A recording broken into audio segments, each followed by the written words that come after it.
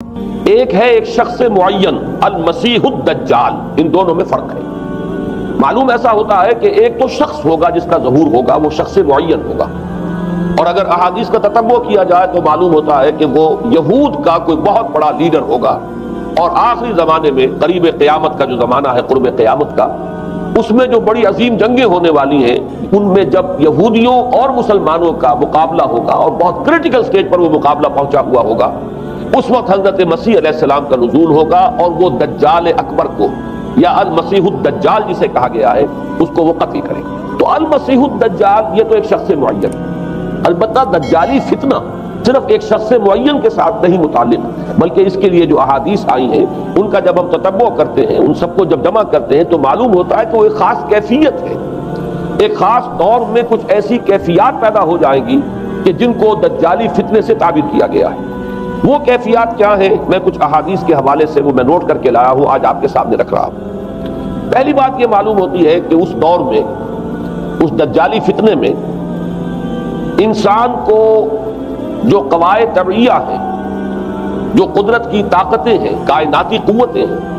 ان پر غیر معمولی غلبہ، اختیار حاصل ہو جائے گا، اور وہ دجال متصرف ہوگا ان تمام قواعد طبعیہ پر، بالکل ایسے انداز میں جیسے کبھی انبیاء کرام علیہ السلام کو اللہ تعالیٰ معجزے عطا فرماتے۔ وہ معجزے کہ جو اللہ تعالیٰ کے فضل و کرم سے اللہ کے رسولوں کو عطا ہوئے ہیں، گویا کہ وہ سب کی سب کیفیات ہیں کہ جو دجال کے بارے میں قرآن مجید یا احادیث نبیہ میں وارد ہیں۔ مثلا پہلی بات یہ بتائی گئی کہ اس کے لیے فاصلہ بے معنی ہو کر رہ جائے گا، انتہائی تیز رفتاری ہوگی جو اسے حاصل ہوگی۔ چنانچہ الفاظ یہ ہے کل غیث سے استدبرت الریح، وہ ایک ایسے طوفان کے مانند جو ہے وہ سیلاب آئے گا کہ جیسے کوئی بہت زوردار آندھی جو ہے اس کے ساتھ طوفان آیا کرتا ہے۔ آپ سائیکلون کا تصور کیجئے کہ جس طریقے سے وہ ایک انتہائی تیز رفتار ہوا جو ہے وہ طوفان کو لے کر آتی ہے، اس طور سے وہ فتنہ پھیلے گا۔ ایک اور حدیث میں الفاظ ہیں فَلَا تَدَعُ قَرْيَةً إِلَّا حَبِطَتْهَا فِي 40 لَيْلَةً، یہ مسلم شریف کی روایت ہے حضرت نواس ابن سمعان رضی اللہ تعالیٰ عنہ۔ کوئی قریہ تک نہیں چھوڑے گا دنیا کی کوئی آبادی چھوٹی سے چھوٹی جس میں وہ نہیں پہنچ جائے گا 40 دن کے اندر اندر۔ یہ اس کی تیز رفتاری کا عالم ہوگا، گویا کہ میں تعبیر کر رہا ہوں اسے ان الفاظ سے کہ فاصلہ بے معنی ہو کر رہ جائے۔ اسی کے ضمن میں بعض اور روایات آئی ہیں۔ سواری جو ہے اس دجال کی، اس کو گدھے سے تعبیر کیا گیا، اس لیے کہ ظاہر بات ہے اس دور میں اور کسی شے کا اگر تذکرہ کیا جاتا ہوائی جہاز کا یا راکٹس کا تو وہ تو لوگوں کی سمجھ میں نہ آتا، اور پہلے انہیں ساری سائنس پڑھانی پڑتی تب وہ الفاظ استعمال کرتے، لہذا وہ اس کا خچر، اس کا جس پر سواری ہوتی ہے، لیکن اس کی تیز رفتاری کے لیے الفاظ آئے ہیں کہ اس کا ایک قدم اگر مکے میں ہوگا تو دوسرا قدم شام میں جا کر پڑے، اور الفاظ یہ آئے ہیں کہ اس کے دونوں کانوں کے درمیان فاصلہ جو ہے وہ 40 باع کا یعنی 80 ہاتھ کا ہوگا۔ بلکہ حضرت علی رضی اللہ تعالیٰ عنہ کے خطبے میں جو اس کا بیان ہوا ہے کہ اس کا ایک کان جو ہے وہ 30 ہاتھ لمبا کان ہوگا اس کا۔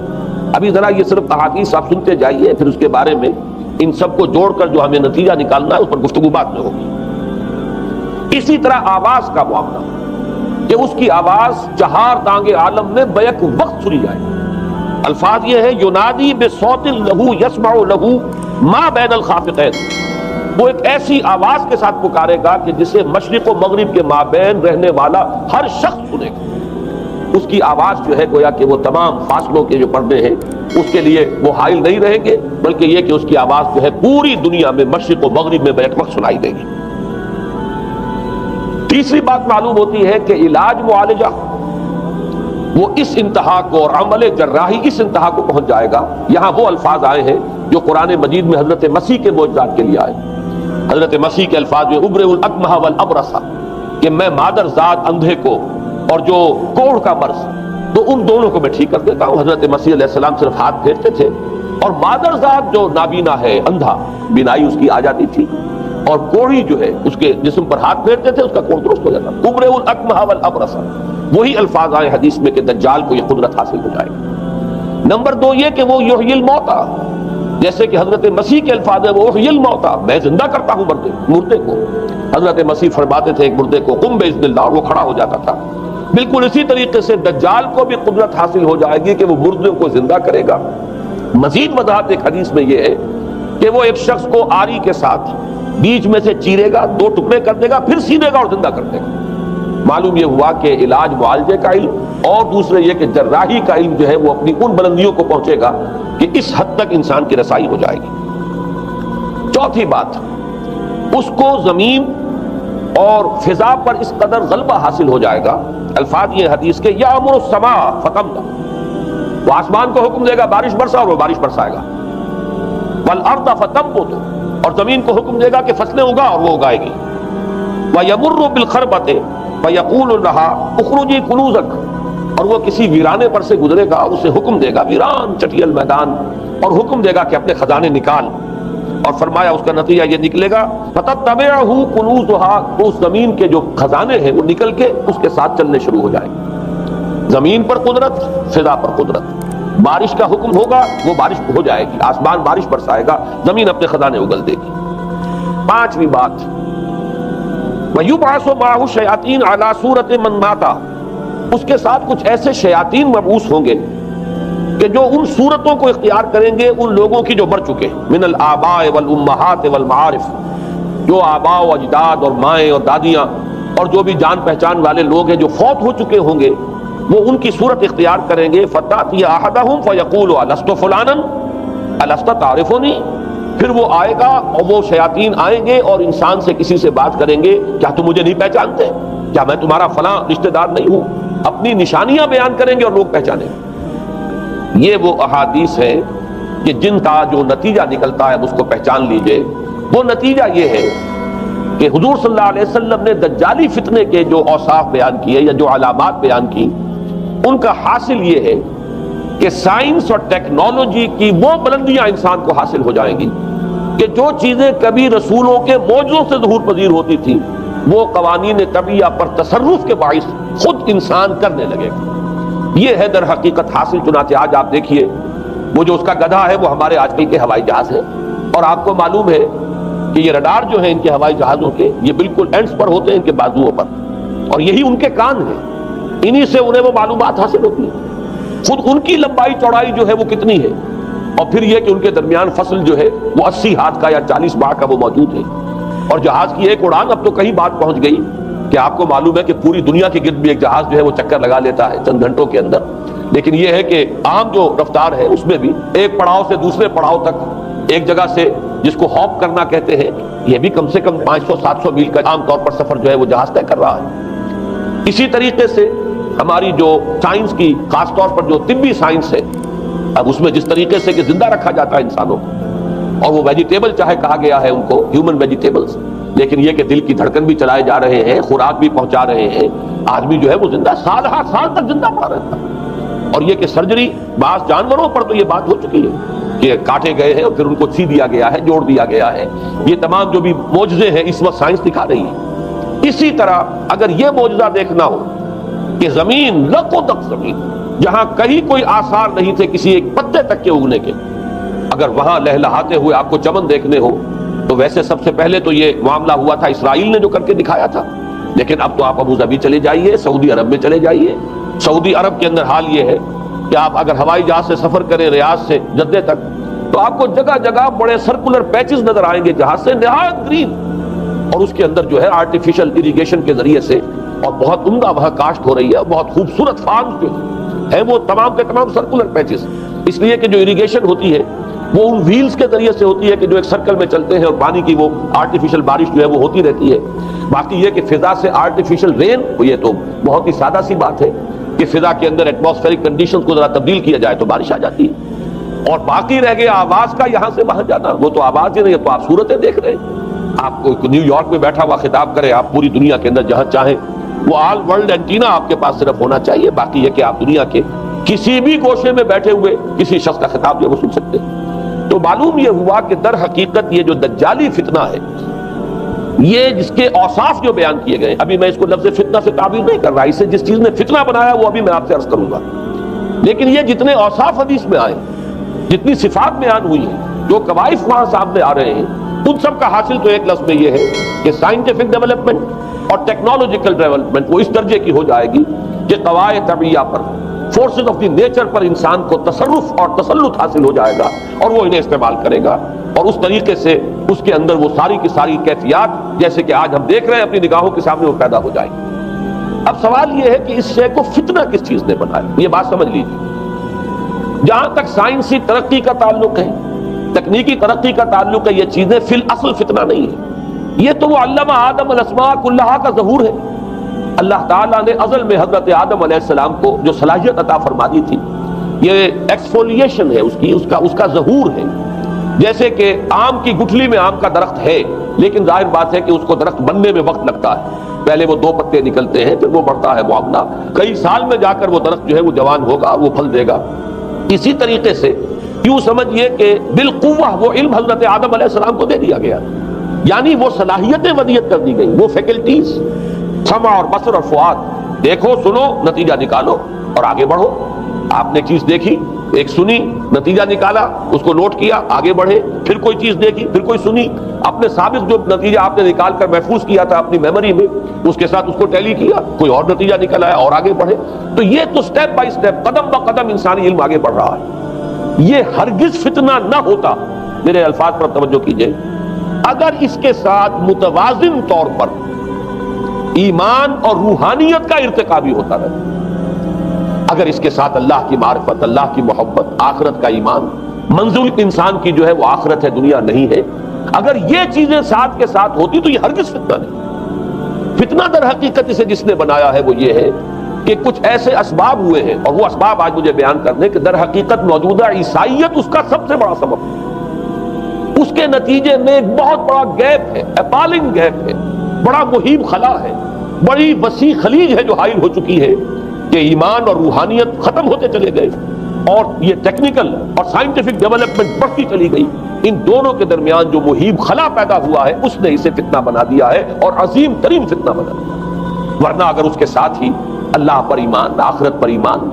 اور انسان کے اندر ایمانی کیفیات، اس کی روحانی کیفیات اگر یہ بھی برقرار رہتی، بلکہ اس کے ساتھ متوازن طور پر ان کو ترقی کرنا چاہیے تھی، تو یہ ہرگز فتنہ نہیں ہے۔ تو پہلی بات یہ سمجھ لیجئے کہ اگرچہ دجالی فتنے کے جو صفات، اس کے اوصاف، اس کی علامات، اس کے مظاہر جو بھی حدیث کے ذریعے سے ہمیں معلوم ہے، جس کا میں نے ابھی آپ کے سامنے تذکرہ کیا، وہ سب در حقیقت تعبیر ہے اس دور کا جو محاورہ ہے، اس دور کی جو زبان ہے، اس دور میں جن الفاظ سے گفتگو کی جا سکتی تھی، اس دور کے ایڈیم میں آج کی جو سائنٹیفک اور ٹیکنالوجیکل ترقی ہے، گویا کہ اس کی تعبیر کی گئی ہے کہ وہ دجالی فتنہ ہوگا۔ لیکن اس شے کو فتنہ بنانے والی شے در حقیقت یہ ہے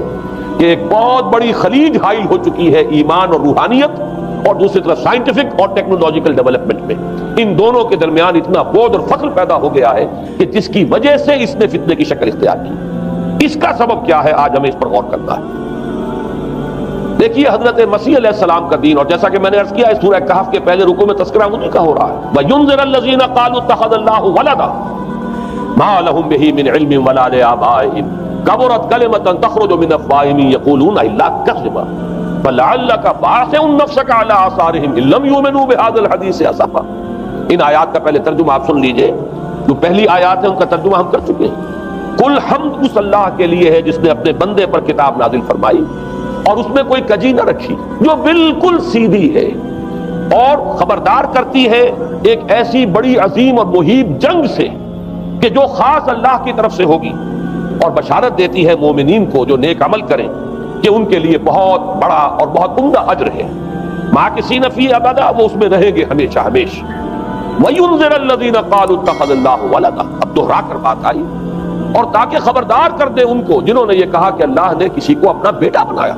مَا لَهُم بِهِ مِنْ عِلْمٍ، نہیں ہے ان کے پاس اس کے بارے میں کوئی علم، وَلَا لِآبَائِهِمْ، نہ ان کے آباء و اجداد کے پاس کوئی علم تھا، کوئی عقلی دلیل نہیں، کوئی اللہ کی اتاری ہوئی کسی کتاب میں، اللہ کے اتارے ہوئے کسی صحیفے میں اس کے لیے سند نہیں۔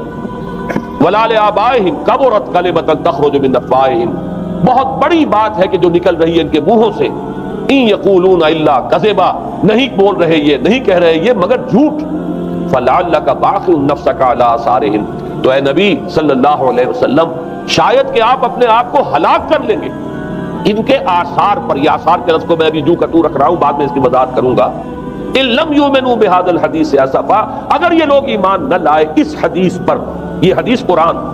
اس پر اگر یہ ایمان نہ لائے، جیسے کہ وہاں فرمایا گیا تھا اگر رحمت خدابندی میں داخل ہونا ہے اے بنی اسرائیل تو یہ شاہدرہ ہے رحمت خدابندی کا قرآن حکیم، آؤ اور داخل ہو جاؤ۔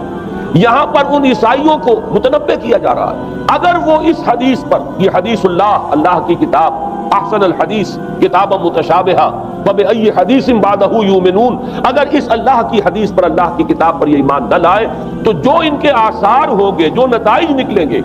ان پر اے نبی شاید کہ آپ اپنے آپ کو صدمے اور رنج اور غم سے ہلاک کر لیں۔ یہ ہے در حقیقت وہ آیات کے جن میں تذکرہ ہو رہا ہے عیسائیت کا، لیکن عیسائیت سے مراد کیا ہے اسے سمجھیے۔ حضرت مسیح علیہ السلام کا دین تو بعین ہی وہی دین تھا جو دین آدم سے لے کر محمد تک صلی اللہ علیہ وسلم وعلیہ الصلوۃ والسلام جتنے انبیاء آئے ہیں ان کے دین میں کوئی فرق نہیں، دین توحید وہی ایمان، البتہ شرائع کے اندر، شریعتوں میں کوئی تفصیلی احکام میں فرق ہوا ہے، شریعت موسوی اور شریعت محمدی میں علی صاحب الصلوۃ والسلام تھوڑا تھوڑا فرق ہے، دین ایک ہی ہے۔ شرع لکم من الدین ما وصی بہ نوحا والذی اوحینا الیک وما وصینا بہ ابراہیم وموسیٰ وعیسیٰ، دین میں تو ہم نے وہی شے تمہارے لیے بھی معین کی ہے مسلمانوں کہ جس کی کہ ہم نے نوح کو وصیت کی تھی اور جس کی کہ ابراہیم کو اور موسیٰ کو اور عیسیٰ کو وصیت کی، دین ایک ہے، ان الدین عند اللہ الاسلام۔ تو دین مسیحی بھی وہی تھا بعین ہی جو دین محمدی ہے اور دین موسوی ہے صلی اللہ علیہ وسلم علیہ الصلوۃ والسلام۔ البتہ حادثہ جو نہایت عظیم پیش آیا ہے وہ یہ ہے کہ پال، ساؤل اس کا نام تھا پہلے، جس نے کہ اپنی زندگی میں حضرت مسیح علیہ السلام جب تک موجود تھے دنیا میں شدید انہیں تکلیفیں پہنچائیں، شدید ایذائیں پہنچائیں، ان کی مخالفت پر کمر بستہ رہا،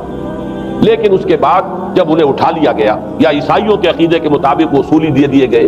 اور اس کے بعد ان کا عقیدہ بھی یہ ہے کہ سولی پانے کے بعد پھر وہ زندہ ہو کر آسمان پر چلے گئے، جبکہ ہم یہ سمجھتے ہیں اور ہمارا ایمان ہے کہ انہیں سولی دی نہیں گئی بلکہ انہیں تو پہلے ہی اٹھا لیا گیا تھا، ان کی جگہ کوئی اور ہے۔ انجیل برنباس نے یہ بات بالکل واضح کر دی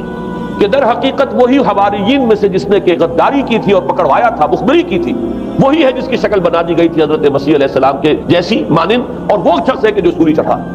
بہرحال عیسائیت اس وقت کی جو اس کا عقیدہ ہے اور جو ہمارا عقیدہ اور ایمان ہے، ان دونوں کی روح سے حضرت مسیح علیہ السلام آسمان پر اٹھا لیے۔ اس کے بعد اس نے دین مسیحی میں نقب لگانے کے لیے، جو دین مسیح اصل دین اسلام تھا، اس کو کرپٹ کرنے کے لیے، ڈسرپٹ کرنے کے لیے، اس میں نقب لگانے کے لیے اس نے اپنے ایک مکاشفے کا ذکر کیا کہ میں آ رہا تھا سفر میں کہ مجھے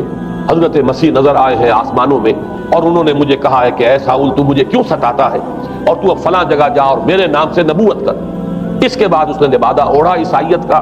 اور اس نے آ کر جس طرح عبداللہ ابن سبا نے محمد الرسول اللہ صلی اللہ علیہ وسلم کے دین میں نقب لگائی،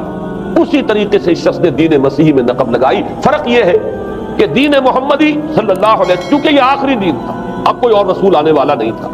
اللہ تعالیٰ کی طرف سے اس دین کو، اس شریعت کو ایک پروٹیکشن حاصل ہے، لہذا ایک جزو کی حد تک گمراہی جو ہے پھیل سکی، کل پر محیط نہیں ہوئی۔ لیکن بدقسمتی سے دین مسیحی کے بارے میں یہ ہوا کہ کچھ عرصے تک تو کشمکش رہی ہے،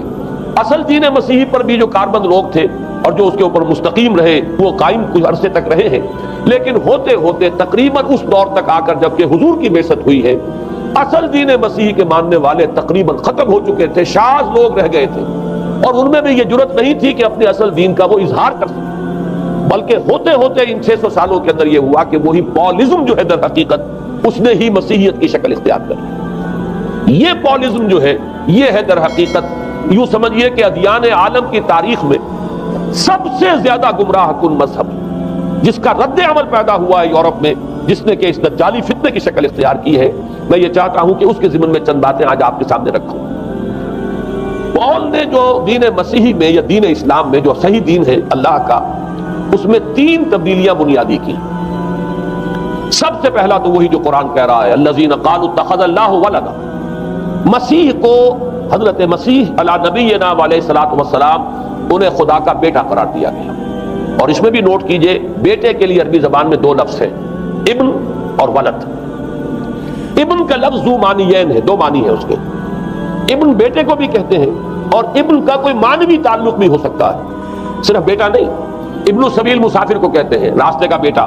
یعنی چونکہ راستے کے ساتھ اس کا ایک تعلق ہے، راستہ چل رہا ہے، وہ تو ابن السبیل ہے۔ ابن الوقت، وقت کا بیٹا، وہ وقت کا بیٹا اس معنی میں نہیں ہے، بلکہ یہ ہے کہ جو ہر وقت جو ہے حالات کے مطابق گرگٹ کی طرح اپنا رنگ بدلتا چلا جائے، چلو تم ادھر کو ہوا ہو جدھر کی، وہ ابن الوقت ہے۔ تو ابن الوقت اسی طریقے سے جو میں نے دوسری مثال دی ہے، ان کو اگر آپ سامنے رکھیں گے تو معلوم یہ ہوا کہ ابن کے تو دونوں معنی ہو سکتے ہیں، لیکن ولد یہ بالکل مخصوص ہے اولاد کے معنی میں ولد، یہ تو گویا کہ صلبی اولاد. اور عیسائیت وہ ہے مذہب کہ جس نے کہ بدترین شرک کی صورت اختیار کی ہے، اور ان کے ہاں عقیدے میں یہ الفاظ ہیں کہ مسیح اللہ کا، خدا کا صلبی بیٹا ہے، تاکہ کوئی شک نہ رہ جائے کہ کوئی اور نسبت ہے جسے ابن سے تعبیر کیا گیا، کوئی اور تعلق ہے جس کے لیے یہ لفظ اختیار کیا گیا. صلبی کا لفظ استعمال کیا گیا ہے کہ یہ خدا کا صلبی بیٹا ہے. اور یوں سمجھیے اب اس کا جو نتیجہ نکلا کہ بیٹا اگر کسی کا ہے تو ظاہر بات ہے کہ وہ ہم جنس ہے، ہم نوع ہے اپنے باپ کا. انسان کا بیٹا انسان ہوگا، سید زادہ جو ہے سید کا بیٹا سید ہوگا، مغل کا بیٹا مغل ہوگا، گھوڑے کا بیٹا گھوڑا ہوگا، گدھے کا بیٹا گدھا ہوگا. معلوم یہ ہوا کہ بعین ہی جو کچھ باپ ہوتا ہے وہی بیٹا ہوتا ہے. لہذا اس لفظ نے در حقیقت شرک کی بدترین صورت اختیار کی کہ بالکل اللہ کے برابر، اللہ کا ہم نوع. گویا کہ بدترین شرک جو ہے شرک فی الذات ہے، اور شرک فی الذات کی بدترین صورت یہ ہے کہ جو عیسائیت میں آئی ہے کہ حضرت مسیح علیہ السلام کو اللہ کا صلبی بیٹا قرار دیا گیا. اب اس کے نتیجے میں چونکہ ظاہر بات ہے کہ آخر بائبل بھی موجود تھی، اس بائبل کو ایک دم کیسے ختم کر دیتا سینٹ پال. سینٹ پال کہیں یا بہرحال میں تو لفظ سینٹ اس کے ساتھ استعمال نہیں کرنا چاہتا، لیکن چونکہ ہمیں یہ ہدایت ہے قرآن مجید کی بھی کہ جو باطل معبود بنا لیے جاتے ہیں انہیں بھی ہم کوئی ان کے لیے توہین والے الفاظ استعمال نہ کریں، لہذا میں یہ لفظ استعمال کر رہا ہوں. ورنہ جی تو چاہتا ہے کہ کوئی اور لفظ اس کے لیے استعمال کیا جائے. لیکن جو بھی اس وقت دنیا میں اس کا معروف نام ہے پال، سینٹ پال، تو اس نے چونکہ ظاہر بات ہے کہ پوری بائبل کو کیسے ختم کر دیتا، ایک دم تورات کو کیسے ختم کر دیتا. تورات تو آج تک چلی آ رہی ہے بائبل کے ساتھ ملی ہوئی، the old testament, the new testament, یہ دونوں مل کر بائبل بنتی ہے. لہذا اب گورکھ دھندا بنانا پڑا انہیں، وہ تسلیس والا گورکھ دھندا، 3 میں 1 1 میں 3، توحید بھی ہے تسلیس بھی ہے، 3 میں 1 1 میں 3. اور یہ وہ شے ہے کہ جس نے عقیدے کا تعلق عقل سے منقطع کر دیا. اس سے سمجھ میں آنے والی بات ہے نا، 3 میں 1 1 میں 3 ایک گورکھ دھندا ہے. نتیجہ انہوں نے یہ نکالا کہ ڈوگما در حقیقت اس کا عقل سے کوئی تعلق نہیں، ڈوگما بس عقیدہ ہے، اور اس عقیدے ہی کے اوپر سارے دین کی بنیاد ہے. باقی وہ عقل میں آئے نہ آئے، عقل کے لیے قابل قبول ہو یا نہ ہو، یہ بات اچھی طرح سمجھ لیجئے کہ اگرچہ ہمارے ہاں بھی ہم بھی یہ بات کہتے ہیں کہ بہت سے حقائق جو ہے کائنات کے وہ ایسے ہیں کہ جن تک عقل کی رسائی نہیں، اس کے لیے ہم مجبور ہیں، محتاج ہیں وحی کی ہدایت کے. لیکن 2 چیزوں میں فرق کیجئے، ایک ہے عقل سے ماورا ہونا اور ایک ہے عقل کے خلاف ہونا. ان دونوں چیزوں میں زمین و آسمان کا فرق. ایک وہ حقائق ہے کہ جو عقل از خود ان تک رسائی حاصل نہیں کر سکتی، لیکن جب وہ سامنے آتے ہیں تو عقل تسلیم کرتی ہے کہ ہاں یہ بات سمجھ میں آتی ہے. ایک وہ چیزیں ہیں کہ جن کو عقل تسلیم نہیں کرتی. تو ایک ہے مخالف عقل، ایک ہے ورائے عقل. ان دونوں میں زمین و آسمان کا فرق ہے. ہمارے دین میں تو عقل کو اپیل کیا گیا ہے، لعلکم تعقلون، لعلہم یعقلون، اولو الالباب الذین یعقلون. اب ظاہر بات ہے کہ عقل کو ہاتھو برہانکم ان کنتم صادقین، لاؤ دلیل اپنی. تو دلیل سے عقل سے اپیل کی گئی. اور اس میں وہ رشتہ جو میں نے کئی مرتبہ بیان کیا علامہ اقبال کے اشعار کے حوالے سے کہ عقل گو آستہ سے دور نہیں، اس کی قسمت میں پر حضور نہیں. اور گزر جا عقل سے آگے کہ یہ نور چراغ راہ ہے، منزل نہیں. منزل تک تو عقل نہیں پہنچائے گی لیکن راستہ تو دکھاتی ہے. اور جب کہ وحی کی روشنی سامنے آتی ہے تو عقل اس کی تصدیق کرتی ہے. یہ ہے ہمارا موقف اور یہ ہے عقلی معقول موقف. لیکن عیسائیت نے، بلکہ کہنا چاہیے پالزم نے، مجھے یہاں پر لفظ عیسائیت اب استعمال کرنا نہیں چاہیے اس لیے کہ حضرت عیسیٰ سے اب اس کی نسبت نہیں رہی. حضرت عیسیٰ سے اس کی نسبت جو ہے یہ مس نومر ہے، یہ غلط نام ہے. دی 100 کا مصنف جو ہے ڈاکٹر مائیکل ہارٹ، اس نے یہ بہت بڑی بات کہی. اس نے کہا در حقیقت موجودہ جو عیسائیت ہے اسے پالزم کہنا چاہیے. یہ پالزم ہے، کرسچینٹی نہیں. اس لیے کہ در حقیقت حضرت مسیح علیہ السلام کی تعلیم جب تک وہ دنیا میں تھے وہ یہ نہیں تھی کہ جو پال نے دی. البتہ اس نے پال کو بہت بڑا شخص مانا، اس میں کوئی شک نہیں، اس لیے کہ اس نے تاریخ کے ایک دھارے کا جو ہے وہ رخ موڑ دیا ہے. اللہ تعالیٰ کے صحیح دین کو گویا کہ قلع قمع کر کے ایک نیا دین اس طریقے سے پھیلایا ہے کہ آج بھی شاید دنیا میں کثیر ترین تعداد عیسائیت ہی کے نام لیواؤں کی ہے، واللہ عالم، یا شاید گوتم بدھ کے ماننے والوں کی ہے. بہرحال یہ کہ بہت بڑی تعداد میں آج حضرت مسیح علیہ السلام کی طرف جو منسوب ہے غلط طور پر دین، اس کے نام لیوا دنیا میں. اس اعتبار سے وہ یقیناً اس کا تو حق رکھتا ہے کہ اس کا نام بھی اس کتاب میں آئے کہ جس نے تاریخ کے اوپر اثرات اپنے پیدا کیے. اور حضرت مسیح علیہ السلام جب تک دنیا میں تھے، عیسائیت کی حقیقت بنی اسرائیل یا یہودیت کے ایک فرقے سے زیادہ نہیں تھی. ڈیٹیچ نہیں ہوا تھا یہ دین حضرت موسیٰ علیہ السلام کے دین سے. لیکن یہ کہ پال نے اسے بالکل ایک مستقل بذات ایک جدا گانا دین کی شکل دے دی ہے، تو یہ پالزم ہے. پالزم نے در حقیقت سب سے پہلا کام یہ کیا کہ عقل سے بالکل تعلق منقطع کر دیا. عقیدہ ڈوگما ڈوگما جو ہے وہ خلاف عقل، جو بات عقل میں آئے نہ آئے بس مان لی۔ تو پہلی تو یوں سمجھیے کہ نقب جو لگی ہے دین کے اندر وہ اس تسلیس کے حوالے سے، اور تسلیس کا گورکھ دھندا خلاف عقل، لہذا ڈوگما کی جو کا لفظ جو استعمال ہوا ہے کہ بس اس کو تو ہم مانیں گے چاہے وہ عقل کے لیے قابل قبول ہو چاہے نہ ہو۔ دوسرا، اس سے بھی زیادہ آپ دیکھیے ایک سے ایک بڑھ کر اینٹ رکھی جا رہی ہے، خشت اول چون حد میں مار کر تاثریا امیر احمد دیوار کچ۔ دوسرا، کفارے کا عقیدہ جو مبنی ہے صلیب کے عقیدے پر۔ مسیح نے انتہائی ذلت کی موت، یعنی صلیب کی موت جو ہے وہ خود کہتے ہیں کہ انتہائی ذلت کی موت ہوئی۔ یہ ذلت کی موت کا پیالہ اس لیے پیا تاکہ اس کے ماننے والوں کی طرف سے کفارہ ادا ہو جائے۔ مسیح کفارہ ادا کر چکا ہے، اب جو شخص بھی مسیح کو مان لے گا اس کی گویا کہ نجات ہو گئی، اس کا عمل سے کوئی تعلق نہیں۔ عمل ہو نہ ہو، بد کردار ہو، اچھا کردار والا ہو، نیک ہو، بھلا ہو، جیسا بھی ہو، برا ہو، بدماش ہو، لچا ہو، لفنگا ہو، مسیح کو مان لے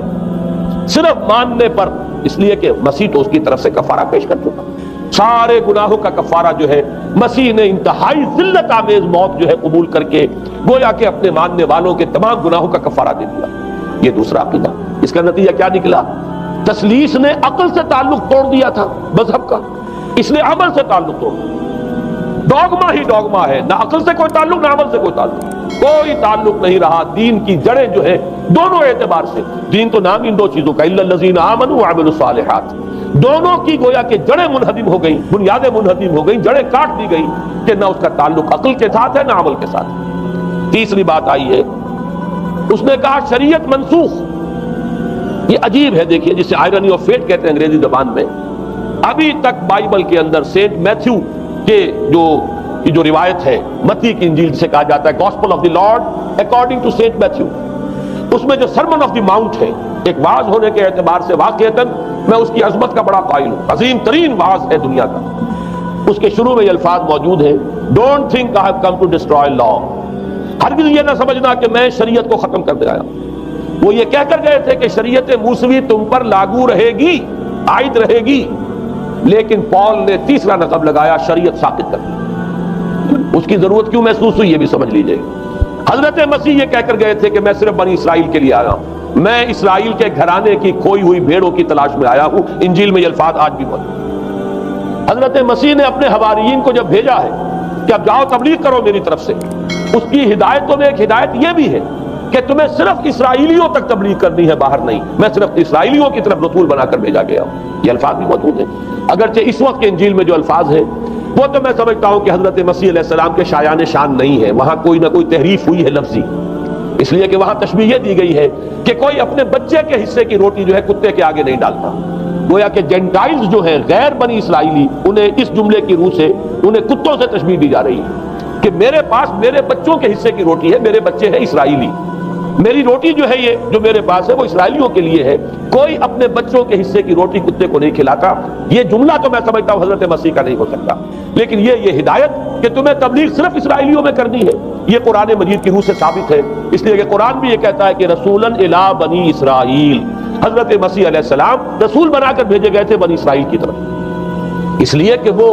یوں سمجھیے کہ جسے ہمارے ہاں عام اصطلاحات میں علماء کہا کرتے ہیں تاج و تخت ختم نبوت، وہ تاج و تخت ختم نبوت تو ابھی منتظر تھا محمد رسول اللہ صلی اللہ علیہ وسلم کی آمد کا، کہ وہی آئیں گے تو انہی کی بعثت ہوگی پوری نوع انسانی کی طرف۔ آپ سے پہلے کسی رسول کی بعثت پوری نوع انسانی کی طرف نہیں ہوئی بشمول حضرت مسیح علیہ السلام۔ ہر جو ہے رسول جو آیا ہے آپ سے پہلے اپنی اپنی قوموں کی طرف آیا ہے، لیکن اس پال نے کیا کیا؟ پہلے تو یہ اصول توڑا، ہم اس دین مسیحی کی یا جو پالزم ہے اس کی اب تبلیغ کریں گے غیر اسرائیلیوں میں بھی۔ وہاں انہیں دقت پیش آئی، شریعت موسوی بڑی بھاری شریعت ہے، اور وہ بھاری شریعت جو ہے اس کو قبول کرنا تو لوگوں کے لیے آسان نہیں ہے۔ انہوں نے یہ کیا کہ یہ شریعت تم پر ثابت، شریعت کا بوجھ تم پر نہیں، برڈن آف لا یہ تمہارے لیے نہیں ہے۔ اور میں یہاں مثال دے دینا چاہتا ہوں، بین ہی تاریخ نے اپنے آپ کو دہرایا ہے۔ عبداللہ ابن سبا نے جو فتنہ شروع کیا تھا ہمارے ہاں، ہماری تاریخ میں جو اس کے اثرات پھر پیدا ہوئے ہیں، ان میں سے ایک جو ہے وہ شکل وہ اسماعیلیت والی ہے، کہ اسماعیلیت نے بھی بین ہی یہی شکل اختیار کی ہے۔ ہندوستان میں آ کر جب اسماعیلی داعیوں نے جب تبلیغ کی ہے تو شریعت ثابت کر دی تھی۔ آج آپ کو جو اسماعیلی ملیں گے ان کے ہاں کوئی شریعت نہیں ہے، کوئی نماز نہیں، مسجد ان کی ہوتی نہیں، جماعت خانہ ہوتا ہے، وہ کلب گھر ہے، آتے ہیں جمع ہوتے ہیں، کھانا کھاتے ہیں، اللہ اللہ خیر صلی اللہ کو باتیں چیتیں کرتے ہیں، ان کے اوپر شریعت ہے ہی نہیں، نہ روزہ ہے نہ نماز ہے۔ اور بعین ہی وہی جو اختیارات میں ابھی آپ کو بتاؤں گا کہ جو پوپ کے ہیں وہی ان کے امام حاضر کے اختیارات ہیں۔ بہرحال تیسری نقب جو میں نے عرض کی آپ سے وہ یہ تھی کہ شریعت منسوخ، اس کا نتیجہ کیا نکلا؟ اب دیکھیے ذرا غور کیجئے، ایک بہت بڑا خلا پیدا ہو گیا، وہ خلا کون پر کرے گا؟ شریعت کے بارے میں سارے اختیارات اب پوپ کو حاصل ہیں۔ وہ جس چیز کو چاہے حلال کر دے، جس چیز کو چاہے حرام کر دے، جس چیز کو چاہے قرار دے دے کہ یہ ممنوع ہے، جس چیز کی چاہے اجازت دے دے، اس لیے کہ اب شریعت تو نہیں، خلا ہے، اس میں سوالات تو پیدا ہو گئے، یہ کام کیا جائے یا نہ کیا جائے، کون کرے گا؟ تو جب شریعت ختم ہوئی تو سارا اختیار پوپ کے ہاتھ میں آ گیا۔ یہ میں بعد میں ذرا اور تفصیل سے بتاؤں گا کہ کیسے کیسے اختیارات پھر مذہبی طبقے کے ہاتھ میں آئے ہیں۔ اس کے نتیجے میں تاریخ انسانی میں ورسٹ فارم آف تھیوکریسی پیدا ہوئی۔ تھیوکریسی کسے کہتے ہیں؟ جو آج کی اصطلاح میں گالی، تھیوکریسی۔ قائد اعظم کے جملے آپ نے کئی پڑھے ہوں گے، اسلام میں کوئی تھیوکریسی نہیں، مذہبی طبقے کی حکومت نہیں اسلام میں، اور 100% درست ہے۔ تھیوکریسی کہتے ہیں ایک مذہبی حلقے کی، مذہبی طبقے کی حکومت، اس کے ہاتھ میں اختیارات آتے ہیں۔ اور قرآن مجید میں اسی وجہ سے ان کے اوپر الزام لگایا گیا، اتخذوا احبارهم ورهبانهم اربابا من دون اللہ، انہوں نے اپنے علماء اور صوفیوں کو اللہ کے سوا اپنے معبود بنا لیا۔ حضرت عدی ابن حاتم رضی اللہ تعالیٰ عنہ جب ایمان لائے، یہ حاتم طائی جو مشہور ہے سخاوت میں، ان کے بیٹے ہیں، قبیلہ طے سے ان کا تعلق ہے، حاتم طائی تو طے سے ہے، ان کے بیٹے عدی ہیں، یہ عیسائی تھے۔ یہ جب ایمان لائے اور پھر انہوں نے قرآن پڑھا تو انہیں ایک اشکال ہوا کہ قرآن مجید میں تو ہم پر الزام لگایا گیا ہے کہ اتخذوا احبارهم ورهبانهم اربابا من دون اللہ۔ تو عرض کیا انہوں نے، ڈرتے ڈرتے عرض کیا ہوگا حضور کی خدمت میں کہ حضور یہ بات تو کچھ درست نہیں معلوم ہوتی، ہم نے تو کبھی اپنے علماء اور رہبان کو خدا نہیں سمجھا۔ وہ اس مغالطے میں تھے کہ جب تک سجدہ نہ کیا جائے شاید خدا نہیں مانا گیا۔ حضور نے پوچھا کیا ایسا نہیں ہے کہ جس چیز کو وہ حلال کہتے تم حلال مان لیتے ہو، جس چیز کو حرام کہتے ہیں حرام مان لیتے ہو؟ جی ہاں یہ تو ہے، یہی تو فرمایا اربابا من دون اللہ ہے۔ تحلیل و تحریم کا اختیار صرف اللہ کے ہاتھ ہے، یا اللہ کے نمائندے کی حیثیت سے اس کے رسول کے پاس ہے جس کو وحی آتی ہے، اس کے بعد کسی کو اختیار نہیں ہے۔ اجتہاد کر سکتا ہے لیکن اجتہاد کے لیے دلیل دینی ہوگی، نص سے، کتاب اللہ سے کوئی دلیل لاؤ، سنت رسول اللہ سے کوئی دلیل لاؤ، استنباط کرو، عقل سے بات کرو، لیکن یہ ہے کہ تحلیل و تحریم یہ خدائی اختیار ہے، اللہ کے ہاتھ میں اس کا اختیار ہے، اور اللہ کے نمائندے کی حیثیت سے زیادہ یہ اللہ کے رسولوں کے ہاتھ میں اختیار آتا ہے، اس کے علاوہ کسی کے لیے، کسی اور کے لیے یہ مان لیا گیا تبھی تو ان کو خدا بنا لیا گیا۔ اسی معنی میں آج کی جمہوریت جو ہے وہ بدترین شرک ہے کہ یہاں یہ تسلیم کیا جاتا ہے کہ ساورنٹی جو ہے وہ عوام کی ہے، ساورنٹی آف دی پیپل۔ کیا معنی ہے کہ عوام کے نمائندے جو چاہیں قانون بنا دیں، جس چیز کو چاہیں حلال ٹھہرائیں، جس چیز کو چاہیں حرام ٹھہرائیں، ان کے پاس حلت و حرمت کے جو پورے اختیارات ہیں ان کے پاس آ گئے۔ یہی تو خدائی مقام ہے، خدا کا مقام دے دیا گیا، اس سے بڑا شرک کیا ہوگا؟ در حقیقت حاکمیت غیر اللہ اس دور کا سب سے بڑا شرک۔ تو وہاں یہ حق جو ہے دے دیا گیا علماء کے ایک طبقے کو، پوپ کو، تو گویا کہ تاریخ انسانی کی بدترین تھیوکریسی، بدترین مذہبی استبدادی حکومت قائم ہوئی ہے یورپ میں۔ اس کے حوالے سے میں کچھ تاریخی حوالے بھی اب آپ کے سامنے رکھوں۔ دیکھیے جب تک پال نے یہ کام شروع کیا ہے تو تقریباً 3 صدیوں تک تو یہ صرف ایک مذہبی تبلیغ کا کام ہوا ہے۔ انہوں نے کوششیں کی، محنتیں کی، پیغام پہنچایا، اور جیسا کہ میں عرض کر چکا ہوں اس وقت تک گڈمٹ تھے، پال کے ماننے والے بھی تھے اور حضرت مسیح کے جو اصل صحابہ تھے جو ان کے حواریین تھے ان کے ماننے والے بھی تھے، لہذا کشمکش ان کے اندر بھی چل رہی تھی۔ لیکن ظاہر بات ہے کہ حضرت مسیح کے اصل حواریین وہ تو اول تو یہ کہ اپنی گفتگو رکھ رہے تھے محدود بنی اسرائیل تک، نمبر 2 یہ کہ انہوں نے تو شریعت کو ساقط نہیں مانا۔ جنگل کی آگ کی طرح جو مسیحیت پھیلی ہے وہ پالزم والی مسیح ہے، اس لیے کہ اس میں تو کوئی شریعت کا کوئی بوجھ نہیں، کوئی حلال نہیں، کوئی حرام نہیں، کوئی نماز نہیں، کوئی روزہ نہیں، لہذا یہ تیزی کے ساتھ پھیلی اور 300 برس تک تو ایک کشمکش جو ہے جاری رہی۔ انہوں نے تبلیغیں کی، مصائب جھیلے، کشمکش اندر بھی چلی باہر بھی چلی۔ لیکن اس کے بعد قیصر روم کانسٹنٹائن، قسطنطین جسے کہتے ہیں، جس کا یہ قسطنطنیہ ہے، کانسٹنٹائن، اس نے یہ محسوس کیا بالکل اکبر کی طرح، جیسے اکبر نے محسوس کیا تھا کہ میری مملکت کے اندر یہ مذہبی تصادم جو ہے یہ سب سے بڑی یوں سمجھیے کہ انسٹیبلٹی کا سبب ہے، لہذا ان تمام مذہبوں کو ایک ہاون دستے میں ڈال کے کوٹ پیس کر ایک بناؤ۔ وہ جو دین اکبری یا دین الہی جو اس نے کیا تھا اس سیاسی مصلحت کی وجہ سے کہ یہ ہندو مسلم تصادم اور دوسرے مذاہب کا ٹکراؤ جو ہے وہ ہندوستان کو ایک سیاسی وحدت اور ایک اپنی سیاسی عظمت کی طرف پیش قدمی کرنے کا جو راستہ ہے اختیار کرنے سے روکتا ہے، لہذا یہ کام کیا جائے۔ یہی قسطنطین نے کیا۔ اس نے جب دیکھا بڑی کشمکش چل رہی ہے اس نے خود عیسائیت اختیار کی۔ عیسائیت کون سی اختیار کی؟ پالیزم والی۔ ظاہر بات ہے اس کے لیے بھی اصل عیسائیت اختیار کرنا جو مشکل تھا، پالیزم والی۔ اور اس کے بعد یہ اب اسٹیٹ کی جو مشینری تھی، جو طاقت تھا، جو دباؤ تھا، اس کے حوالے سے اب یہ مسیحیت جو ہے پورے رومن امپائر کے اندر اب یہ بڑی تیزی کے ساتھ جس کو کہنا چاہیے اس کا ایک نظام قائم ہوا، اور جو مذہبی طبقہ تھا اس کا اقتدار مستحکم ہوا۔ اس کے باوجود 200 برس اور گزرے۔ یونان چونکہ بہت بڑا مرکز تھا علم کا، فلسفے کا، سائنس کا، حکمت کا، آپ کو معلوم ہے یہ تمام ارسطو ہو، افلاطون ہو، یہ سب یونان کے ہیں، ارشمیدس ہو، یہ تمام کے تمام جو بھی ہے، تو سائنس اور فلسفہ دونوں اس کا گہوارہ یونان تھا۔ یونانی حکما اعتراض کرتے تھے، لہذا سن 529 اس کو نوٹ کر لیجیے۔ جسٹینین ایک قیصر تھا اب قسطنطین کے 200 برس بعد، اس نے اپنی پوری مملکت میں فلسفہ اور سائنس کی تعلیم حرام قرار دی۔ کوئی نہ فلسفہ پڑھ سکے گا نہ سائنس، جو فلسفہ پڑھے گا اس کو مرتد قرار دے دیا جائے اور زندہ آگ میں جلا دیا جائے گا۔ انکوزیشن کورٹس قائم ہوئی،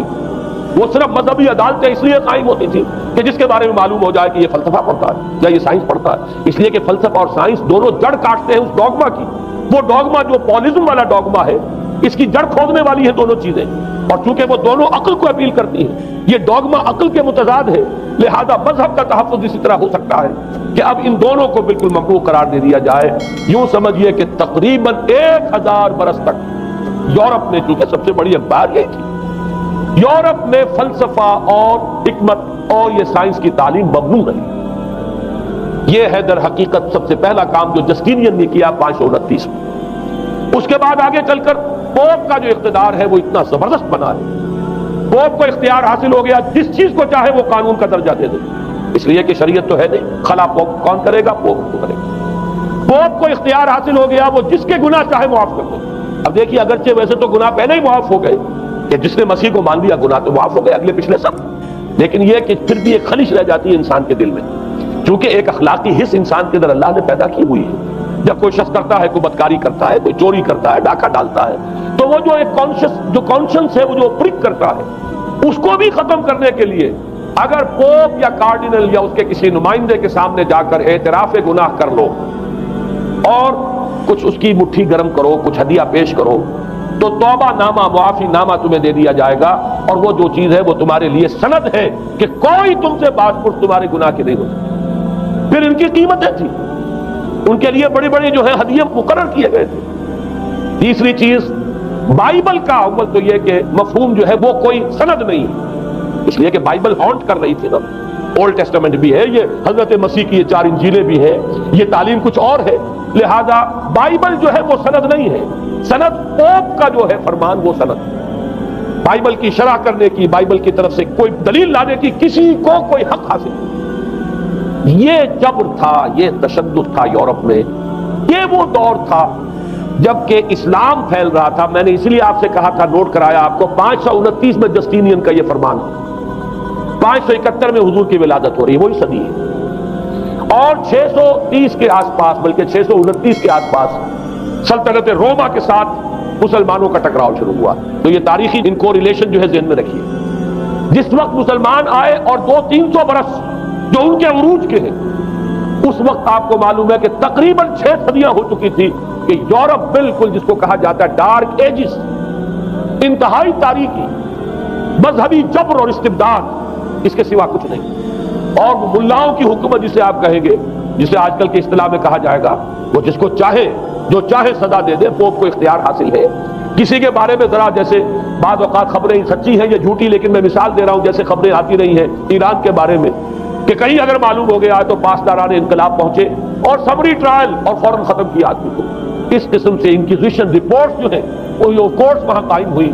اور یوں سمجھیے کہ لاکھوں افراد تحت کیے گئے، زندہ جلائے گئے۔ لیکن اس کے بعد جب عالم اسلام میں وہ روشنی پھیلی،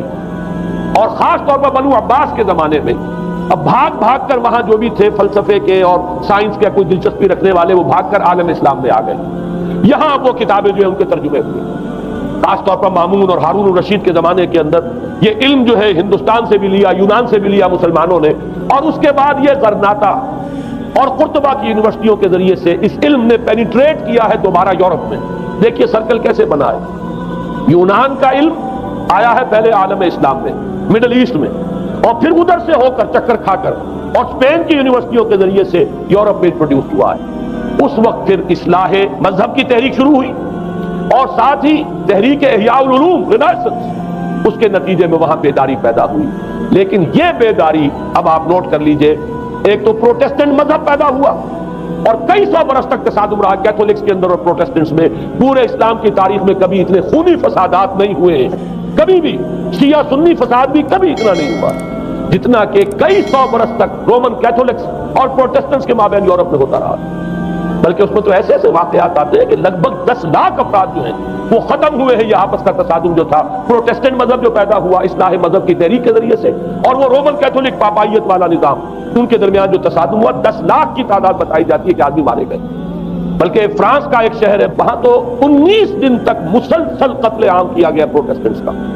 اور وہاں حاملہ عورتوں کے جو ہے پیٹ چاک کر کے بچے نکال کر ان کو بھی جو ہے ختم کیا گیا۔ یہ سارا ظلم جو ہے وہاں ہوا ہے، تصادم ہوا ہے۔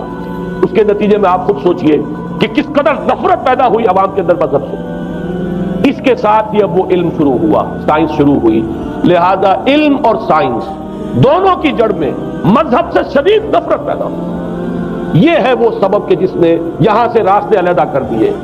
اور مذہب کیونکہ جبر کرتا ہے، مذہب کیونکہ عقل کے اوپر بیڑیاں بٹھاتا ہے، پہرے بٹھاتا ہے، بیڑیاں ڈالتا ہے، اور مذہب کیونکہ تشدد کرتا ہے، لہذا مذہب کے خلاف ایک نفرت، ایک ریئیکشن، یہ ہے اس ساری سائنسی ارتقاء اور سائنٹیفک اور ٹیکنالوجیکل جو ڈیولپمنٹ ہوئی ہے اس کی جڑ میں مذہب سے نفرت جو ہے اس کے بیج بو دیے گئے۔ اور یہ 200-250-300 سال میں اب یہ جو تناور درخت بن کر آیا ہے کہ ایک طرف سائنس کی ترقی، ٹیکنالوجی کی ترقی آسمان کو چھو رہی ہے۔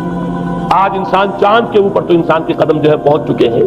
اور آپ کا ایک راکٹ جو ہے وہ پورے تمام سیارے جو ہیں جو ہمارے سولر سسٹم کے ہیں ان سب کا چکر لگا کر اور وہ اس سے باہر چلا گیا ہے، خلا کے اندر کہاں گیا کچھ پتا نہیں۔ لیکن یہ کہ تقریباً یوں سمجھیے کہ سن 77 کا چلا ہوا وہ، اور 12 برس تک اس نے سفر طے کیا ہے، کم سے کم سولر سسٹم کا جو ہے اس نے پورا جو ہے احاطہ کیا۔ اور جو میں نے آپ کو وہ احادیث سنائی ان کے حوالے سے بات کیا سمجھ میں آئی کہ یہ سائنٹیفک، ساری کی ساری سائنٹیفک ڈیولپمنٹ، یہ ٹیکنالوجیکل ڈیولپمنٹ، لیکن چونکہ اس کے ساتھ مذہب کا انکار ہے، خدا پر ایمان نہیں ہے، آخرت کا یقین نہیں ہے، روح کا گویا کہ انکار، روحانیت تو بہت دور کی بات ہے، روح کا بھی انکار۔ نتیجہ یہ ہے کہ ان دونوں چیزوں کے مابین وہ گیپ جسے میں نے کہا تھا بالنگ گیپ، ایک بہت بڑا گیپ ہے جو پیدا ہو چکا ہے۔ اب میں حدیث آپ کو سنا رہا ہوں، بخاری شریف میں جو روایت ہے حضور نے فرمایا کہ دجال کے ماتھے پر لکھا ہوا ہوگا کافارا، کفر۔ الفاظ یہ ہے انہو مکتوب بین عینیہ کافارا، علیحدہ علیحدہ، یقرأہ کل مومن کاتب و غیر کاتب، وہ اس طرح نمایاں لکھا ہوا ہوگا کہ ہر شخص اسے پڑھ لے گا، چاہے وہ لکھنے والا ہو چاہے نہ ہو، لکھا پڑھا ہو چاہے نہ ہو۔ یعنی اس تہذیب کی پیشانی پر کفر لکھا ہوا، مذہب سے دشمنی، مذہب سے بغض، مذہب سے دوری، مذہب کی ہر چیز کی نفی۔ آج جو ایک ورلڈ سویلائزیشن ہے، ایک عالمی تہذیب ہے جس کا کہ غلبہ ہے ہمارے اس پورے گلوب پر، اس میں 3 چیزوں کے مقابلے میں 3 چیزوں کی اہمیت ہے۔ خدا کی اہمیت نہیں ہے، ہوگا، ہم انکار بھی نہیں کرتے لیکن ہم جانتے بھی نہیں کہ ہے کہ نہیں۔ ہاں، اہمیت کائنات کی، غور کرو، کائنات کے قوانین کو سمجھو، ایکسپلائٹ کرو، قوت جو ہے نیچر کی قوت اس کو مسخر کرو، اس کو استعمال کرو، ہوگا خدا ہے یا نہیں ہے، چھوڑو اس بحث کو۔ اصل اہمیت جو ہے وہ کائنات۔ اسی طرح اصل اہمیت اس جسم کی ہے، مادے کی ہے، روح ہوگی کوئی شے ہمیں نہیں پتا، نہ ہم دیکھ سکتے ہیں، نہ ہم اسے چھو سکتے ہیں، نہ چکھ سکتے ہیں، ہوگی، لیکن یہ کہ اصل جو ہے اہمیت وہ مادے کی ہے، جسم کی، اس کی فکر کرو۔ اسی طریقے سے حیات دنیاوی، اصل سے حیات دنیاوی، اس کو بناؤ، سنوارو، بہتر سے بہتر زندگی گزارو، ویلفیئر سٹیٹ ہو، بہت ہی عمدہ ماحول ہو، اور ہر چیز کو، لیکن حیات اخروی ہوگی،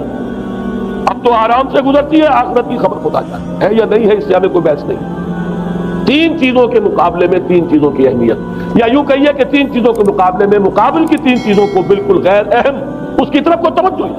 توجہ کا ارتکاز کائنات پر ہے، ذات باری تعالیٰ پر ہے۔ ذات و صفات باری تعالیٰ ایک صرف علمی موضوع ہے، اصل توجہ کی شے کائنات، روح ہوگی کوئی شے، اصل شے جسم ہے اور مادہ۔ حیات اخروی ہمیں نہیں پتا، کسی نے واپس آ کر خبر نہیں دی مرنے کے بعد، لہذا ہم نہیں کہہ سکتے ہے کہ نہیں، البتہ یہ کہ حیات دنیا بھی تو ہے، اس کو مضبوطی کے ساتھ تھامو، اس کو بہتر بناؤ۔ توجہ کا اصل ارتکاز حیات دنیاوی پر۔ یہ ہے وہ گلوبل سویلائزیشن جو در حقیقت یورپ سے ابھری، اور یورپ سے ابھری ہے اس کی بنیاد میں مذہب کی دشمنی موجود تھی۔ جو رد عمل تھا در حقیقت اس پاپائیت کے نظام کا جو پولزم کے ذریعے سے دنیا میں قائم ہوا، یہ وجہ ہے۔ اور آج انسان جہاں کھڑا ہے غور کیجئے، انتہائی ہولناک جنگ جو ہے وہ اس کے سر پر ایک خطرے کے طور پر مسلط ہے۔ دو جنگیں اس ایک صدی میں ایسی ہو چکی ہیں جنہیں اپنے ورلڈ وار 1 اور ورلڈ وار 2 اتنے بڑے پیمانے پر قتل و غارت دنیا میں پہلے کبھی نہیں ہوئی، اس لیے کہ پہلے فوجوں کی جنگیں ہوتی تھی، آبادیوں پر جا کر کہیں کوئی قتل عام ہو گیا ورنہ یہ کہ قبضہ لیا، پہلے وہ کسی اور کی ریت سے اب کسی اور کی ریت ہو گئی۔ آیا بابر آیا، اس نے پانی پت کے میدان کے اندر ابراہیم لودھی کو شکست دے دی، دلی میں آ کر اس سے کسی کا خون نہیں بہایا، بس وہ آ کے تخت پر قابل ہو گئے۔ کہیں کہیں ہوئے ہیں فتنے یا پھر عذاب الہی آتے رہے ہیں کہ رسولوں کے انکار کی سزا کے طور پر قوم نسیہ منسیہ کی گئی ہے، لیکن جنگیں جو دنیا میں ہوتی تھی وہ جنگوں کا معاملہ جو ہے وہ اس وقت کا ہوتا تھا، وہ فوجوں کے درمیان ٹکراؤ ہوتا تھا، میدان جنگ میں کشتوں کے پشتے لگتے تھے، لیکن اس کے بعد نہیں ہو گیا، کہیں کسی نے بہت غصہ نکال دیا۔ لیکن اس صدی میں اب جو جنگیں ہوئی ہیں اس سے تو ملک کے ملک تہس نہس ہوئے، آبادیاں ختم ہوئی، اور جو تیسری جنگ ہوگی یہ جان لیجئے، آخر انسان کب تک اسے ٹالے گا؟ رشیا کے بارے میں یہ سمجھنا کہ وہ پیچھے ہٹ گیا ہے، پسپائی اختیار کر لی، اس نے بہت بڑی حماقت ہے۔ وہ در حقیقت اب ڈپلومیسی کی راہ سے سپریمیسی چاہتا ہے، لہذا تصادم تو ہو کر رہا ہے۔ مولانا مناظر حسن گیلانی رحمۃ اللہ علیہ کے خیالات جو ہے وہ مجھے اس سورہ کہف کے ابتدائی آیات کے ضمن میں مجھے ان سے اتفاق ہے، اور بہت سی چیزیں ان سے ماخوذ ہیں۔ اسی طریقے سے جو حدیث اب میں آپ کو بتا رہا ہوں، میرے سامنے اس کا متن نہیں ہے، مولانا حامد میاں رحمۃ اللہ علیہ انہوں نے مجھے یہ بتایا تھا کہ جو میں نے جمع کیے ہیں حالات و واقعات، قیامت سے پہلے جو حالات و واقعات پیش آنے والے ہیں جن کی پیشین گوئی احادیث میں ہے، ان سے معلوم ہوتا ہے کہ ایک بہت بڑی خوفناک جنگ، اتنی بڑی خوفناک جنگ، اور ان کے الفاظ یہ ہے کہ اس میں دونوں فریق جو ہوں گے ان میں بڑی تعداد عیسائیوں کی ہوگی، ادھر بھی ادھر بھی، ایک طرف البتہ عیسائیوں کے ساتھ مسلمان بھی ہوں گے، یہودی بھی ہوں گے، اور دوسری طرف خالص عیسائی طاقت، اور ان کے درمیان اتنی خوفناک جنگ ہوگی۔ الفاظ ان کے یہ ہیں اس حدیث کے جو انہوں نے مجھے بتائے کہ ایک پرندہ سینکڑوں میل تک پرواز کرے گا اور اسے سوائے لاشوں کے اور کچھ نظر نہیں۔ آپ تصور کیجئے اگر ایٹمک وار ہو جاتی تو یہی ہوگا، تہس نہس ہو جائے گا، وہاں ختم ہو کر رہ جائے گی۔ اور یہ چیز جو ہے یہ بہرحال یہ جتنا کچھ پائل اپ کیا گیا ہے، یہ ڈسٹرکٹیو فورس سائنس کی یوں سمجھیے کہ معراج اب یہی ہے۔ اب تو سٹار وارز کی باتیں ہو رہی ہیں کہ صرف زمین پر نہیں، باہر بھی یہ جنگیں ہمیں لڑنی پڑیں گی، لیکن یہ کہ اس کا کیا حل ہوگا۔ امریکہ میں ایک پکچر تیار کی گئی تھی، دی ڈے آفٹر غالباً اس کا نام ہے، اس میں ایک نقشہ دکھایا گیا ہے اس قدر ہولناک کہ یہ 100 اور اونچی منزلہ عمارتیں جو ہے یہ ایسے جیسے کہ کچے گھروں میں ہوتے ہیں ایسے وہ پگھل کر رہ جائے گی، اور یوں سمجھیے کہ انسان جو ان کے اندر ہوں گے، ایک ایک منزل کے اندر، ایک ایک ایسی 100 منزلہ عمارت کے اندر ہزاروں آدمی ہوتے ہیں، جیسے کہ کوئی ایسی کالونی ہو کوئی ان کی چیوٹیوں کی، اور اس پوری کالونی کو آپ اپنے پاؤں سے بسل دیں، ایسے انسانوں کا اگر وہ جنگ ہو جاتی جس کا نقشہ کھینچا گیا۔ یہ ہے در حقیقت وہ بات کہ جو مولانا مناظر حسن گیلانی فرما رہے ہیں ان آیات مبارکہ میں، وَيُنذِرَ الَّذِينَ قَالُوا اتَّخَذَ اللَّهُ وَلَدًا، تاکہ خبردار کر دے یہ قرآن ان لوگوں کو جنہوں نے کہا ہے کہ اللہ نے بیٹا بنایا، بدترین شرک کا جنہوں نے ارتکاب کیا، اور اسی ولدیت مسیح کے عقیدے سے وہ ساری کرپشن جو ہے دین خداوندی کی، دین مسیح کی اصل جو دین تھا اس کی جو ہوئی ہے، اس کے نتیجے میں آج نوع انسانی وہاں کھڑی ہے۔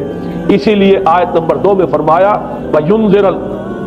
بَأْسًا شَدِيدًا مِّن لَّدُنْهُ، تاکہ خبردار کر دے ایک بہت بڑی جنگ سے۔ ہمارے اکثر مفسرین نے یہاں پہ ایک بہت بڑا عذاب کہہ کر جو ہے وہ گزر گئے، لیکن واحد یہ لفظ ہے قرآن مجید کا، یہ مقام ہے جہاں لفظ باس آیا، اور مولانا مناظر حسن گیلانی نے بحث کی باس تو جنگ کو کہتے ہیں، قرآن مجید میں جہاں بھی یہ لفظ آیا جنگ کو کہتے ہیں۔ تو ایک بہت بڑی ہولناک جنگ جس کے لیے فرمایا مِن لَّدُنْهُ، یہ تمہارے اپنے پیمانوں پر نہیں آئے گی، یہ تمہارے حساب کتاب میں نہیں آ سکتا جو ڈسٹرکشن ہوگی۔ جیسے کہ آپ علم لدنی کہتے ہیں، ایک علم وہ ہے جو جانے بوجھے طریقے سے حاصل کیا جاتا ہے، ایک علم لدنی ہے جو خاص اللہ تعالیٰ اپنے کسی بندے کو عطا فرما دے۔ اس جنگ کی جو ہلاکت خیزی ہے وہ تمہارے حساب کتاب میں آنے والی نہیں ہے۔ لِيُنذِرَ بَأْسًا شَدِيدًا مِّن لَّدُنْهُ وَيُبَشِّرَ الْمُؤْمِنِينَ الَّذِينَ يَعْمَلُونَ الصَّالِحَاتِ أَنَّ لَهُمْ أَجْرًا حَسَنًا مَّاكِثِينَ فِيهِ أَبَدًا۔ البتہ اللہ تعالیٰ بچائے گا اپنے اہل ایمان بندوں کو جو نیک عمل پر بھی قائم۔ اب میں وہ حدیثیں آپ کو سنا دوں، میں نے پہلے بخاری کی حدیث آپ کو سنا دی کہ اس پورے فتنے کے معلوم ہوگا کہ اس کی دونوں آنکھوں کے مابین کافارا لکھا ہوا ہے کفر،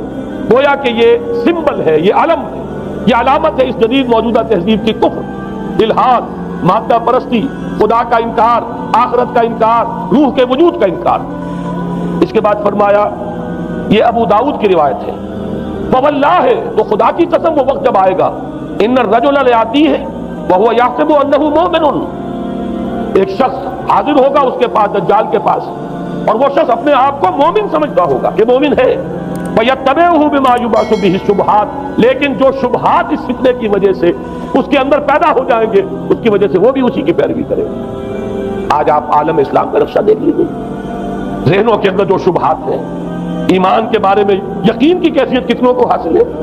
وہی ساری ہماری بھی ویلیوز ہیں، وہی مادی تہذیب جو ہے، آج ہم بھی اسی کے پیروکار ہیں، سمجھتے ہیں اپنے آپ کو مسلمان، سمجھتے ہیں مومن، لیکن ذرا تجزیہ کیجیے۔ اسی کو میں نے اپنے اس کتاب میں اسلام کی نشرت ثانیہ میں تفصیل سے واضح کیا کہ در حقیقت رگوں پے میں سرایت کر گئی ہے یہ تہذیب، بظاہر جو ہے نظر آتا ہے جیسے روئے ارضی پر، زمین کے اوپر تو آپ کو کہیں اونچائی نظر آ جائے گی، کہیں نیچائی نظر آ جائے گی، کہیں پانی ہے، کہیں خشکی ہے، ذرا اوپر چلے جائیں تو ہوا ہے، ہوا کا غلاف پورے کرۂ ارضی کو اپنے اندر لیے ہوئے۔ یہی حال ہے ہر ملک میں آپ چلے جائیں، نیچے کے لوگوں میں کچھ مذہب نظر آ جائے گا تھوڑا بہت۔ ہندوستان میں بھی اگر کوئی مندروں میں جاتا تو گھٹیا آدمی جاتے ہیں، بیچارے نیچ لوگ جاتے ہیں، بڑا لوگ آدمی کوئی نہیں جاتا۔ ہمارے ہاں بھی جا کے ہوتے ہیں مساجد میں سفارا تو غریب، پردہ رکھتے ہیں اگر کوئی تمہارا تو غریب۔ شہروں میں کاروباری طبقہ ضرور ایسا ہے جو نماز روزے کے ساتھ اس کا ایک شوق ہے، لیکن آپ جا کے دیکھ لیجئے دیہات کے اندر کیا حال ہے۔ تو معلوم یہ ہوا کہ نیچے تو شاید کچھ نہ کچھ فرق ہے، یہ مسلمان ملک ہے، یہ ہندو ملک ہے، یہ فلاں ملک ہے، یہ بدھ مت کا ملک ہے، لیکن اوپر چلے جائیں یعنی ہر ملک کے اوپر جو ایلیٹ ہے، جو اعلیٰ تعلیم یافتہ، جو آپ کی ملٹری اور سول بیوروکریسی ہے ٹاپ کی، وہ تو ایک ہی رنگ میں رگے ہوئے، ان کا لباس وہی، ان کا رہن سہن وہی، ان کا تمدن وہی، نام کا فرق اگر نہ ہو تو پتہ نہیں چلے گا یہ مسلمان ہے کہ ہندو ہے کہ سکھ ہے، پر پتہ چلے گا وی پی سنگھ نام ہے تو پتہ چلے گا کہ ہندو ہے، لیکن یہ کہ باقی اس کی وضاحت، اس کا لباس، اس کا اٹھنا بیٹھنا، آپ کے ہاں یہ تو کچھ عوامی دور میں آ کے کرتا شلوار جو ہے وہ آئی ہے، لیکن وہ بھی اندرون ملک ہوتی ہے، باہر جا کر ہمارے اپنے ان لوگوں کے جو لباس ہوتے ہیں، آپ کو دیکھیے کہاں فرق معلوم ہو جائے گا کہ کون مسلمان ہے اور کون ہندو اور کون پارسی ہے اور کون عیسائی۔ تو معلوم یہ ہوا کہ اوپر ایک ہی گلوبل سویلائزیشن ہے جس کا دور ہو رہا ہے، اور اس سویلائزیشن کے ماتھے پر لکھا ہوا ہے کافارا، اس میں وہ ایمان نہیں ہے، اس میں الحاد ہے، مادہ پرستی ہے، کفر ہے۔ اس میں آخری حدیث جو میں آپ کو سنا رہا ہوں، حضور نے فرمایا آخر من یخرج الیہ النساء، اس فتنے کی طرف پیش قدمی کرنے والا آخری طبقہ ہوگا عورتوں کا۔ وہ جب اس تہذیب کی طرف لپکیں گے، یہ طبقہ جب آگے بڑھے گا، یہ جو ہمارے ہاں بھی جلوس نکلتے ہیں، شریعت کا مذاق اڑانے والے جلوس، اسلامی احکام کی نفی کرنے والے جلوس نکلتے ہیں، اور ان کے جس طریقے سے ڈسپلے ہوتا ہے اخبارات کے اندر، جتنا ان کے لیے اعزاز ہے، جتنی ان کے لیے یہاں پر تکریم ہے ہمارے معاشرے کے اندر، اس کو پیش نظر رکھیے۔ آخر من یخرج الیہ النساء حتی ان الرجل لیرجع الی امہ و ابنتہ و اختہ و عمتہ فیوثقها رباطا، یہاں تک کہ ایک بندہ مومن کا حال یہ ہو جائے گا کہ وہ دوڑے گا اور کوشش کرے گا اپنی ماں کو، بیٹی کو، بہن کو، پھپھی کو باندھ کر رکھے کہ وہ نکل نہ جائے۔ یہ حال ہو جائے گا کسی شخص کا۔ آج کتنے لوگ بے بس ہو چکے ہیں، اب وہ باندھ کر رکھنے والے بھی گویا کہ ہتھیار ڈال چکے ہیں، ورنہ یہ کہ ایک دور تھا کہ کچھ نہ کچھ باندھ کر رکھنے والے تو تھے، لیکن اب تو آزادی کی صورت آئی ہے تو باندھ کر رکھنے والے جو ہے وہ ہار مان چکے۔ اب تو آپ دیکھیں گے اچھے بھلے نظر یہ آتا ہے، داڑھی رکھی ہوئی ہے، خود جو ہے مذہبی مزاج کے ہیں، لیکن بالکل بے پردہ کو خاتون جو ہے این ان کے اسکوٹر کے پیچھے بیٹھی ہوئی یا ان کے کار کے اندر ان کی برابر کی سیٹ پر بیٹھی ہوئی جا رہی ہے۔ بے پردگی، یہ اباحیت، ہمارے اخبارات کا جو حال ہے اس کو دیکھیے۔ خدا کے لیے یہ رنگین صفحات بند کرو، لیکن مجال ہے جو کسی کے کان پر جھوٹک دی ہوئی۔ لہذا حدیث کے الفاظ نوٹ کیجئے، آخر من یخرج الیہ النساء، اس فتنے کی طرف پیش قدمی کرنے میں آخری طبقہ جو ہوگا وہ خواتین کا ہوگا۔ حتی ان الرجل لیرجع الی امہ و ابنتہ و اختہ و عمتہ، یہاں تک کہ آدمی دوڑے گا، پکڑے گا اپنی ماں کو، اپنی بیٹی کو، اپنی بہن کو، اپنی پھپھی کو، اور اسے باندھ کے ہی کوشش کرے گا کہ کہیں وہ اس طریقے سے اس دجالی فتنے کے اندر جو ہے وہ اسی کی پیروی کے اندر گھر سے نہ نکلتا۔ یہ ہے وہ فتنہ جس کی لپیٹ میں اس وقت پوری دنیا آئی ہے۔ اب نوٹ کیجئے، اس فتنے کے لیے اب میں چند باتیں اور کہہ رہا ہوں۔ لغوی بحث کیا ہے؟ دجال کسے کہتے ہیں؟ یہ بنا ہے لفظ دجل سے۔ دجل اور فریب یہ ہماری زبان میں بھی مشترک، دجل و فریب۔ धोखा देने वाली शे, मुलम्मा, हकीकत कुछ हो ऊपर कुछ और पर्दा डाल दिया गया, ये दजल, गंदुम जो फरोशी दजल है, फरेब है। इसी के लिए दूसरा लफ्ज अरबी जबान का जो कुरान में कसरत से आया वो गुरूर है, धोखा। असल में ये दुनिया धोखा है जो हयात उखरवी के लिए एक पर्दा बनकर हमारी आंखों पर पड़ गया है।